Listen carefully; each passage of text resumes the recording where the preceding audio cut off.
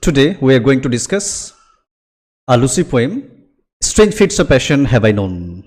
And this poetry is written by William Wordsworth. তোমরা সবাই শেষ পর্যন্ত ওয়াচ করো, আশা করি।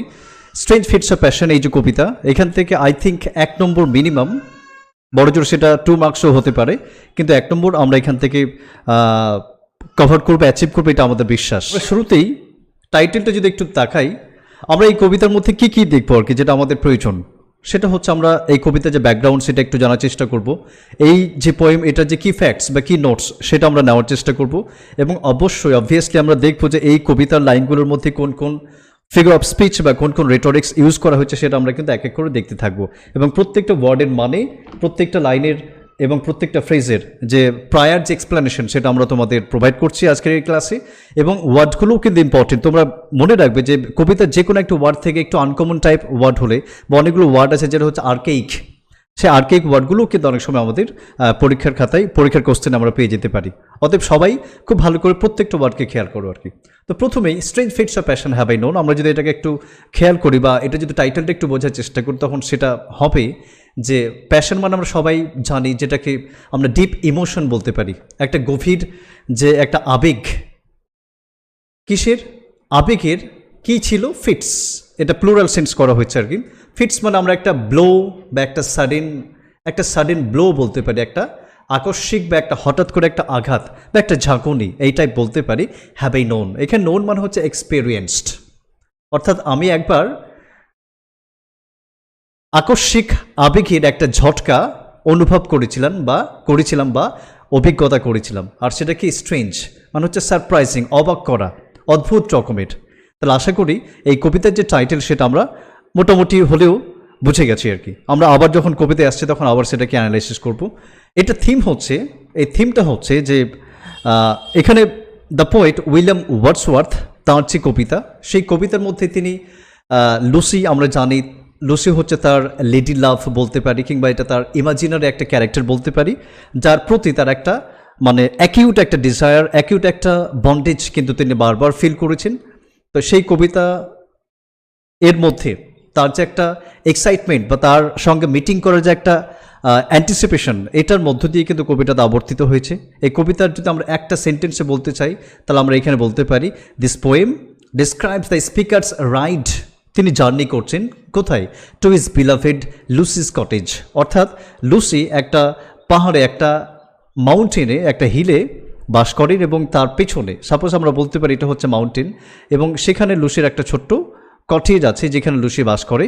তো এখানে স্পিকার উইলিয়াম ওয়ার্ডসওয়ার্থ তিনি সেই কটেজের উদ্দেশ্যে রওনা দিয়েছেন আন্ডার দ্য মুন। একটা ফুল মুন একটা নাইট ছিল, চন্দ্রালোকিত রাত, এবং সে রাতে তিনি তার মানে প্রিয়তমার উদ্দেশ্যে, লেডি লাভের উদ্দেশ্যে তাকে মিট করার জন্য তিনি সেখানে জার্নি স্টার্ট করেছেন। এবং সেখানে তিনি হঠাৎ করে যেতে যেতে একটা খেয়ালি ভাবনা চিন্তা তার মনের মধ্যে উদ্ভট একটা প্রসঙ্গ কিন্তু মাথার মধ্যে একবার খেলে যায় বা কাজ করে যায়। সেটা হচ্ছে যে আমি তো যাচ্ছি, হঠাৎ করে তার মনের মধ্যে হলো যে ইস, যদি লুসি মরে যায় তাহলে কি হবে। মানে একটা উদ্ভট বা একটা ইররেশনাল, একটা অযৌক্তিক, ইললজিক্যাল একটা ভাবনা চিন্তা, একটা ভয়, একটা থিঙ্কিং তার মাথার মধ্যে কাজ করে গেল। অর্থাৎ তিনি যখন যাচ্ছিলেন, he was so much excited to meet her beloved, to meet his beloved. কিন্তু যখনই তিনি হঠাৎ করে এই ভাবনাটা ভাবলেন, তখন তার যে একটা ফিলিংস বা তার যে একটা ইমাজিনেশন বা থিঙ্কিং, সেই সময়ের জন্য কীরকম অনুভূতি হয়েছিল তার, সেই ব্যাপারটাই কিন্তু আমরা এই কবিতার মধ্য দিয়ে আলোচনা করব, যেটা কবি এই কবিতার মধ্যে বলেছেন আর কি। এবার কি নোট সেটা হচ্ছে এই কবিতার যে টাইপ, এক এক রকম টাইপের হয়। কোনোটা সনেট হতে পারে, কোনোটা এলিজি হতে পারে, কোনোটা ব্যালাড হতে পারে, তো কোনটা ওড হতে পারে। কিন্তু এখানে strange fits of passion have I known, এটা হচ্ছে একটা ব্যালাড। ফার্স্ট অফ অল আমরা এটা জানার চেষ্টা করলাম। তারপরে সেকেন্ড যে টাইপ সেটা হচ্ছে এখানে টোটাল 7 স্ট্যান্জেস আর দেয়ার, 7টা স্ট্যান্ড আমরা পাবো, এবং প্রত্যেকটা stanza, each stanza carries 4 lines, 4টি করে লাইন প্রত্যেকটা স্ট্যান্ডার মধ্যে থাকবে। তার মানে আমরা বুঝতে পারছি যে দেয়ার আর 28 lines all together. This poetry was composed in the year of 1798 in Germany. আমরা সবাই জানি এটা, তোমরা না জানলে এটা ভালো করে জেনে নাও যে তিনি একসময় হঠাৎ করে তার মাদারল্যান্ডকে লিভ করে তিনি জার্মানির উদ্দেশ্যে রওনা করেছিলেন, এবং জার্মানিতেই কিন্তু, এবং তার মানে ট্রাভেলিং যখন হচ্ছিল সেই সময়, এবং জার্মানিতে গিয়ে কিন্তু লুসি পোয়েমের সমস্ত কবিতাগুলো, এই সিরিজটা তিনি কম্পোজ করেছিলেন। এবং এটা 1798 সালে এটা কম্পোজিশন ডেট, তোমরা মনে রাখো। এবং এটার যে ব্যাকগ্রাউন্ড সেটা আমরা বলতে পারি, সেটা হচ্ছে যে তিনি যখন যাচ্ছিলেন তখন তার দুটো কম্পানিয়ন্স ছিল, একটা হচ্ছে তার ফ্রেন্ড এস.টি. কোলরিজ এবং তার সিস্টার মানে উইলিয়াম ডরোথি।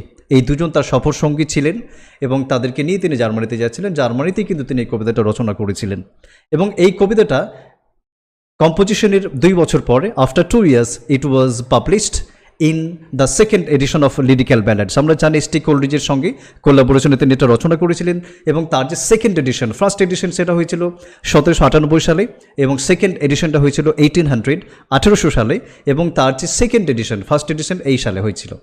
তো তিনি লিরিক্যাল ব্যালাডস, যেটা খুবই ওয়ার্ল্ড ফেমাস একটা কালেকশন, সেইখানে তিনি এই কবিতাটা পাবলিশড হয়েছিল। অ্যাকচুয়ালি এই কবিতার যে রাইম স্প্রিং সেটা হচ্ছে এবি এবি সিডি সিডি, অর্থাৎ এখানে ফার্স্ট লাইনের সঙ্গে থার্ড লাইন এবং সেকেন্ড লাইনের সঙ্গে ফোর্থ লাইনের একটা মানে কাপল থাকবে, রাইমিং থাকবে আর কি, ছন্দমিল থাকবে এবং এইভাবে পরপর হতে থাকবে। এবং অবভিয়াসলি তার প্রত্যেকটা কবিতার মধ্যে, উইলিয়াম ওয়ার্ডসওয়ার্থের কবিতাগুলোর মধ্যে কিছু রেটোরিক্স বা কিছু ফিগার অফ স্পিচের আমরা ইউজ দেখতে পাই, এটাও তার ব্যতিক্রম নয়। আমরা এই কবিতার মধ্যে দেখতে পাবো হাইপার ব্যাটন আছে, সিমিলি আছে, পার্সোনিফিকেশন আছে, এই 3টা ফিগার অফ স্পিচ কিন্তু এই কবিতার মধ্যে কবি ইউজ করেছেন। সো আমরা এখন স্টার্ট করি, let's get started. Strange fits of passion have I known. তাহলে আমরা যেটা বলছিলাম যে একটা উদ্ভট, একটা আজগুবি বা এখানে উদ্ভট বলতে পারি, একটা অবাক করা ফিটস, মানে যেটাকে আমরা বললাম যে একটা বাংলাতে আমরা যদি লিখে তাহলে এটাকে আমরা বলতে পারি একটা ঝটকা বা একটা ঝাঁকুনি বা একটা কম্পন যেন আমি অনুভব করলাম, কিসের? Of passion. অর্থাৎ প্যাশন মানে হচ্ছে আমরা যেটাকে জানি ডিপ ইমোশন বলতে পারি আর কি, একটা গভীর আবেগ বা অনুভূতি যখন থাকে তখন সেটাকে প্যাশন বলা হয় নর্মালি। অর্থাৎ একটা প্যাশনের হঠাৎ করে একটা মানে অবাক করা বা একটা উদ্ভট রকমের একটা ঝটকা কিন্তু আমি এক্সপিরিয়েন্স করলাম। হ্যাভ আই নোন, এখানে নোন কথাটাকে আমরা সহজভাবে বোঝার জন্য এক্সপেরিয়েন্সড বলতে পারি। অর্থাৎ এখানে আরেকটা জিনিস আমরা সার্টেন আনকন্ট্রোলেবল ডিজায়ার বলতে পারি আর কি ফিটসটাকে। এবং ফিটসটা তোমরা মনে রাখো যে আমরা বলি না হঠাৎ করে যে ওই লোকটা, পাশের বাড়ির মেয়েটা বা ওই লোকটা ফিট লেগে গেছে, বলি নর্মালি একটা কথা, ফিট লেগে যাওয়া মানে মূর্ছা চলে যাওয়া, মানে সেন্সলেস হয়ে যাওয়া, এই সেন্সটা, this is a medical term actually. আর হিস্টেরিয়ার যে রোগীগুলো হয়, হিস্টেরিক যে পেশেন্ট, তাদের কিন্তু ফিট লেগে যাওয়ার ব্যাপারটা কিন্তু থাকে আর কি। অর্থাৎ এখানে আমরা একটা সাডেন ব্লো বলতে পারি, একটা হঠাৎ করে একটা আঘাত যেন কবি অনুভব করছেন, তিনি অভিজ্ঞতা করছেন। তো সেই যে অভিজ্ঞতা, তার যে experience of deep emotion, certain blow যেটা তিনি অনুভব করছেন তার মনের মধ্যে, তিনি বলছেন and I will dare to tell but in the lover's ear alone what once to be befell. এবার তিনি বলছেন যে আমি যে ইমোশনটা, যে ডিপ প্যাশনটা বা তার প্যাশনের যে একটা ফিট বা একটা ঝটকা বা একটা সাডেন ব্লো, যেটা আমি বা অ্যাটাক বলতে পারি, ব্লো বা অ্যাটাক যে আমি অনুভব করছি, এইটা আমি কাউকে বলবো না। I will dare to tell, আমি বলার সাহস করি না। বাট কিন্তু in the lover's ear alone, কিন্তু একজনকে বলতে চাই, আর সে কে? হি মাস্ট বি আ লাভার। আমরা জানি যে চোরে চোরে মাস্তুতো ভাই, তাই না? এটা যদিও নেগেটিভ সেন্স, অ্যাকচুয়ালি একজন ক্ষুধার্ত মানুষের যে কষ্ট বা ক্লিষ্ট যন্ত্রণা, সেটা কিন্তু আরেকজন ক্ষুধার্ত মানুষের বুঝবে আর কি। যে ভরপেটে খেয়ে বিন্দাস করছে, সে কিন্তু একটা ক্ষুধার্ত মানুষের যে জ্বালা যন্ত্রণা সেটা কিন্তু সহজে বুঝবে না। তাই এখানে কবি বলছেন যে আমার যে এক্সপেরিয়েন্স হয়েছে একটা আজগবি রকমের ব্যাগ উদ্ভট, সেটা আমি কাউকে বলার সাহস পাই না, কারণ তারা আমার কথা বুঝবেই না, তারা আমার কথা বিশ্বাস করতে চাইবে না। কিন্তু সেটা বলতে পারি শুধুমাত্র একজনের কানে বলবো, একজনের কানে বলবো, সে হচ্ছে একজন প্রেমিক, সে তাকে অবশ্যই একজন প্রেমিক হতে হবে আর কি। তাহলে এখানে লাভার্স আমরা বুঝতে পারছি, অর্থাৎ the man must be a lover. তারপর বলছেন what once to me befell, অর্থাৎ একবার আমার সঙ্গে কি ঘটেছিল। ফার্স্ট একটা স্কিপ করে গেছে, সেটা হচ্ছে যে এই যে লাইনটা দেখো, strange fits of passion have I known, তোমরা দেখতে পাচ্ছ এখানে সাবজেক্ট কোথায় আছে বলো তো? সাবজেক্ট হচ্ছে আই। এবার ভার্ব কি? হ্যাভ, আই হ্যাভ নোন, কি? Strange fits of passion, strange fits of passion. তার মানে দেখো এখানে কবির কিন্তু একটা কবিত্ব বা একটা মাস্টারি কিন্তু এখানে তিনি শো করেছেন, এবং এটা কবিদের ভুল নয়, বরং এটা তাদের একটা লিবার্টি থাকে নর্মালি, যে তারা যে কোনোভাবে একটা গ্রামারকে ভেঙে তোড়মোড় করে দিতে পারে এবং একটা নতুন কিছুর আবিষ্কার করতে পারেন আর কি। তো এটা কবি একটা ফিগার অফ স্পিচের একটা পার্ট, যে আই হ্যাভ নোন। দেখো এটা হচ্ছে মানে নর্মাল যে সিকোয়েন্স, একটা সিনট্যাক্স বা গ্রামারের যে স্ট্রাকচার, সেটা হবে কি সাবজেক্ট ভার্ব, তারপরে অবজেক্ট বা আদার্স কিছু থাকবে। তো নর্মালি এটা যদি সহজ বা নর্মাল ওয়েতে থাকতো স্ট্রাকচার বেসড, তাহলে কি হতো, I have known strange fits of passion, এরকম হতো আর কি। তো এই যে দেখো এখানে যে সেন্টেন্সের যে গ্রামাটিক্যাল অর্ডার এটা কিন্তু চেঞ্জ হয়েছে, রাইট? এই যে সেন্টেন্সের গ্রামাটিক্যাল অর্ডারে যদি চেঞ্জ হয় তাহলে সেটাকে ফিগার অফ স্পিচ বা রেটোরিক্সের ভাষায় হাইপার ব্যাটন বলে। Note it down, hyper baton, অথবা আরেকটা ভাবে সেটাকে ইনভার্সন বলে, ইনভার্সন।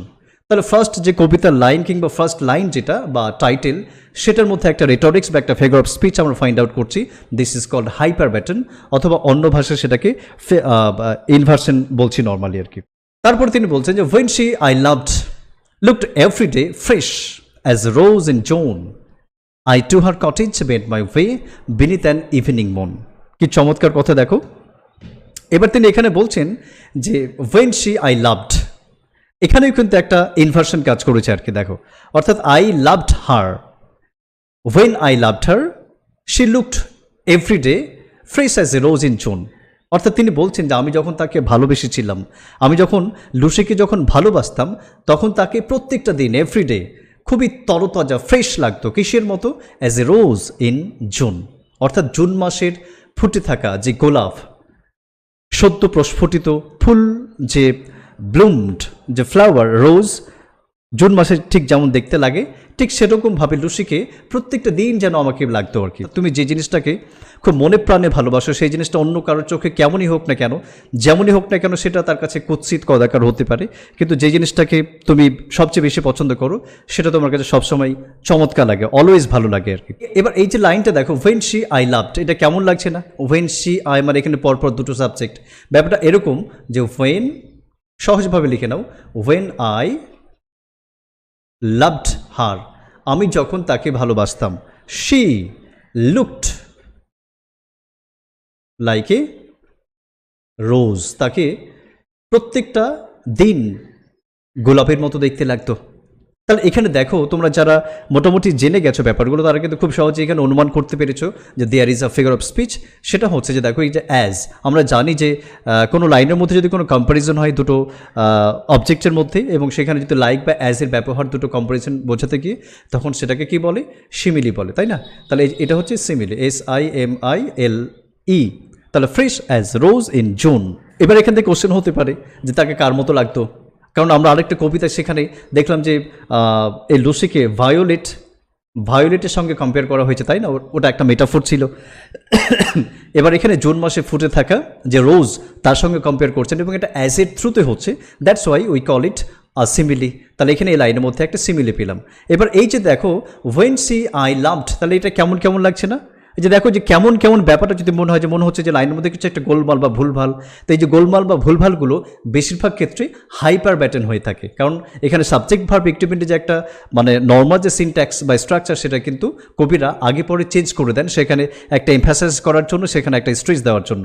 তাহলে এটাও কিন্তু, এই লাইনটাও কিন্তু একটা হাইপার ব্যাটনের এক্সাম্পল। ওকে, তারপরে দেখো, I to her cottage bent my way, this is also an example of hyper baton. Same এই লাইনটাও কিন্তু একটা হাইপার ব্যাটনের এক্সাম্পল। তিনি কি বলছেন দেখো, যে I to her cottage bent my way, তাহলে কটেজ মানে আমরা বুঝতে পারছি, অর্থাৎ লসির যে কটেজ, সেখানে আমি একবার বেন্ট করেছিলাম। বেন্ট থেকে বেন্ট, কে বেন্টটা একটু অন্যরকম সেন্স আছে, কিন্তু এখানে বেন্ট মানে আমরা সহজভাবে লিখে রাখবো, বেন্ট মানে হচ্ছে ট্রাভেলড, অর্থাৎ একবার আমি, অর্থাৎ লাইনটা এরকম হবে, আমি সবগুলো হয়তো লিখলে অনেক সময় লেগে যাবে, আমি বলে দিচ্ছি, এরকম হওয়া উচিত লাইনটা, যে once I traveled my way to her cottage, বা once I traveled to Lucy's cottage beneath an evening moon, অর্থাৎ সান্ধ্যকালীন যে চাঁদ, যে টাইমটা, সেই টাইমটা কিন্তু এখানে ইভিনিং টাইম, একটা সন্ধেবেলার কথা কিন্তু এখানে কবি এখানে বলতে চাইছেন আর কি, অর্থাৎ সন্ধেবেলা, চন্দ্রালোকিত রাতের বেলা আমি একবার লুসির যে কটেজ বা কুটির, তার উদ্দেশ্যে জার্নি করেছিলাম। মিটিং অ্যাট নাইট বলে যে কবিতা তোমরা অবশ্যই পড়েছো, সবাই পড়েছো কম বেশি। তো মিটিং অ্যাট নাইট কবিতার মধ্যে রবার্ট ব্রাউনিং যে ব্যাপারটা আলোচনা করেছিলেন সেখানে একটা অ্যান্টিসিপেশন ছিল এবং তাদের লাভার এবং বিলাফের সঙ্গে যে একটা মিটিং হওয়ার যে একটা এক্সাইটমেন্ট ছিল সেটা যেমন ওই কবিতার মধ্যে ছিল, প্রায় সেম একটা থিম কিন্তু আমরা এই কবিতার মধ্যে পাচ্ছি। কিন্তু এই দুটো কবিতার যে এন্ডিংটা এটা কিন্তু টোটালি ডিফারেন্ট আর কি। আমরা দেখেছিলাম মিটিং অ্যাট নাইট কবিতার মধ্যে যে মানে অ্যাটলিস্ট ফাইনালি তারা কিন্তু মিট করবে এবং তাদের যে হার্টবিট সেখানে ম্যাচ লাইটের বা দেশলাইট যে কাঠির যে শব্দ বা স্ক্র্যাচিংয়ের যে সাউন্ড সেটাকে সারপ্রাস করবে এবং তাদের যে হার্টবিট সেটা যেন আরও বেশি প্রমিনেন্ট হয়ে যাবে আর কি। কিন্তু এখানে আমরা দেখবো যে একটা হতাশাব্যঞ্জক চিত্র যেন শেষের দিকে আমরা দেখতে পাবো, যেটা বর্ষত্বের মাথার মধ্যে বা মনের মধ্যে কাজ করবে আর কি। Upon the moon I fixed my eye all over the white lea with quickening pace my horse drew nigh those paths so dear to me. এবার এটার মধ্যে তিনি যখন জার্নি করছেন, কি দেখছেন? Upon the moon I fixed my eye, অর্থাৎ I fixed my eye upon the moon, অর্থাৎ চাঁদের উপর আমার যে দৃষ্টি, আমার যে ভিশন সেটাকে যেন ফিক্স করে রেখেছিলাম, অর্থাৎ আমি অন্য কোনো দিকে তাকাচ্ছিলাম না এক্সেপ্ট দ্য মুন, শুধুমাত্র আমার দৃষ্টি ছিল চাঁদের প্রতি নিবদ্ধ ছিল। All over the white lea, white মানে হচ্ছে একটা বিস্তীর্ণ, লি হচ্ছে তৃণভূমি বা যেটা আমরা মিডো বলে জানি আর কি, অর্থাৎ একটা মিডো মানে গ্রাস কভার্ড যে ল্যান্ড সেটা একটা তৃণভূমি, সেটা ওয়াইড ছিল। অর্থাৎ আমি যখন এই যে তৃণভূমি ওয়াইডলিটা অল ওভার মানে এটা যখন আমি জার্নি করে ট্রাভেল করছিলাম, যখন আমরা যাত্রা করছিলাম ততক্ষণ পর্যন্ত all the time I fixed my I on the moon, তখন আমি যেন শুধুমাত্র চাঁদের দিকেই আমার নজরটাকে রেখেছিলাম। কুইকেনিং পেস মাই হর্স ড্রিউ নাই, এখানে হর্সের কথাটা আমরা পেলাম। তিনি বলছেন যে কুইকেনিং পেস, আমার যে ঘোড়া সেই ঘোড়ায় চেপে আমি যখন যাচ্ছিলাম তখন ঘোড়াটা যেন খুব দ্রুততার সঙ্গে with a full speed, quickening pace, pace মানে হচ্ছে পদক্ষেপ বা গতি, আমার ঘোড়াটা যেন এগিয়ে যাচ্ছিল। ড্রিউ মানে এখানে আমরা ড্রিউটাকে আমরা কেম করতে পারি, যখন কাছাকাছি যাচ্ছিল বা মানে রিচ করছিলাম। নাই, নাই মানে হচ্ছে নিয়ার। এবার এই যে নাই শব্দটা এটা দেখো, নাই কথাটা হঠাৎ করে দেখলে একটু কেমন মনে হবে, যে মনে হবে এখানে বোধহয় টি ছুটে গেছে, ছাড়া পড়েছে এবং সেটা নাইট হতো অ্যাকচুয়ালি, কিন্তু এটা হচ্ছে নাই মানে নিয়ার এবং দিস ইজ অ্যান আর্কেইক অ্যাকচুয়ালি। তো তিনি বলছেন যে আমার ঘোড়া যখন খুব দ্রুততার সঙ্গে লুসিড কটেজের কাছে এগিয়ে যায় এবং তার কাছাকাছি চলে যাচ্ছিল, those paths so dear to me, তখন আমার মনে হচ্ছিল যে এই যে রাস্তাটা যেটা আমরা এখন এই মুহূর্তে ক্রস করছি সেটা আমার কাছে ভীষণই প্রিয় একটা রাস্তা। এই রাস্তাগুলো আমার খুব পছন্দের, খুব প্রিয়। খুব কমন একটা ব্যাপার যে আমরা দেখবো যে যেখানে তোমার প্রিয় মানুষটি থাকে, যে শহরে বা যে গ্রামে বা পৃথিবীর যে কোনো প্রান্তে হোক না কেন, সেই যে রিজিয়ন বা সেই যে লোকালিটি তোমার কাছে খুবই স্মৃতি রোমাঞ্চকর হতে পারে, সেটা খুব ডিয়ার হতে পারে সেটা অজপাড়া গ্রাম একটা, কিন্তু সেই কর্দমাক্ত বা সেই ধুলোমলির রাস্তাটাও কিন্তু তোমার খুব প্রিয়, কারণ সেখানে তোমার প্রিয় মানুষটি বাস করে। চলো এবার এখানে আরেকটা জিনিস দেখো, যে ঘোড়া নর্মালি যাচ্ছে এবং সেটা কুইকেনিং পেস, এটার মধ্যে দিয়ে আমরা কিন্তু একটা ইমেজারি মানে নিতে পারি বা একটা এক্সপ্লেনেশন নিতে পারি। তুমি দেখবে যে আমাদের জীবনে যখন হ্যাপি টাইম চলে তখন মনে হয় যে কোনো না কোনোভাবে হ্যাপি টাইমগুলো মানে খুব দ্রুততার সঙ্গে যেন ফুরিয়ে যাচ্ছে, কিন্তু দুঃখ মানুষের জীবনে আমরা যদি মানে দাড়িপাল্লা করে মাপার চেষ্টা করি তখন সবসময় মনে হয় যেন আমার জীবনে দুঃখটা বেশি, আনন্দ কম, কারণ এটা খুব ন্যাচারাল একটা মানে রিয়াকশন মানুষের বা একটা থিঙ্কিং বলতে পারি, যে মানুষের যে হ্যাপি টাইমগুলো সেটা কিন্তু খুব স্পিডিলি, সেটা খুব ফাস্ট যেন পাস আউট হয়ে যায় আর কি। তো তাই জন্য তিনি বলছেন যে আমার ঘোড়া যাচ্ছে এবং সেটা খুব দ্রুততার সঙ্গে এবং সেই প্রিয় রাস্তাগুলো যেন সে খুব তাড়াতাড়ি পাস করে দিচ্ছে।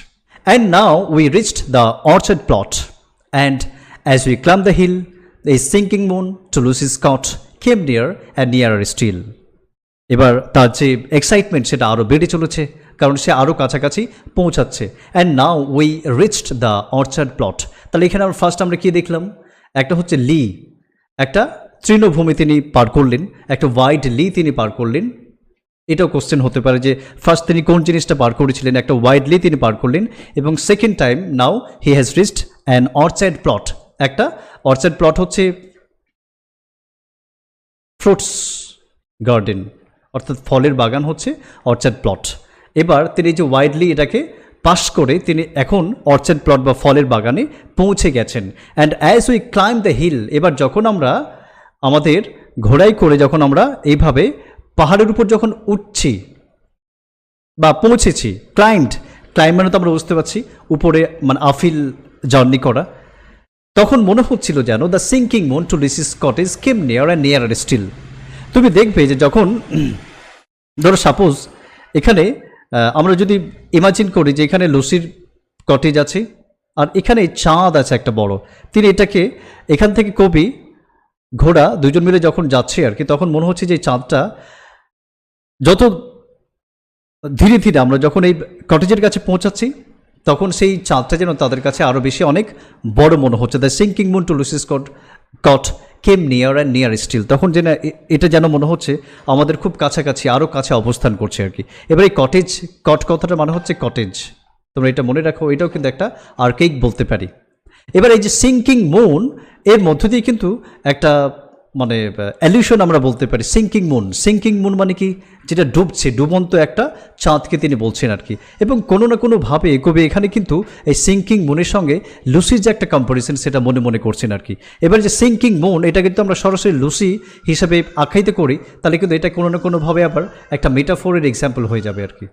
অর্থাৎ যখন একটা মানে ইনডাইরেক্ট ওয়েতে যখন একটা কম্পারিজন হয় সিঙ্কিং মুনটাকে টু লুসি স্কট, এটা কোনো না কোনোভাবে সিঙ্কিং মুনের মধ্য দিয়ে লুসিকে রেফার করা হচ্ছে আর কি।